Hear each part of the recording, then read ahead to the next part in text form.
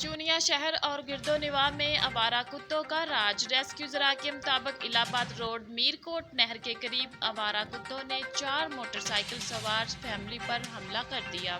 जख्मियों में 45 साल वालिद इमरान, 5 साल बेटी सोबिया, 3 साल बेटा उमर और 4 साल बेटा सुफियान शामिल है। मुतासरा फैमिली को शदीद जख्मी हालत में रेस्क्यू 1122 ने अस्पताल मुंतकिल कर दिया।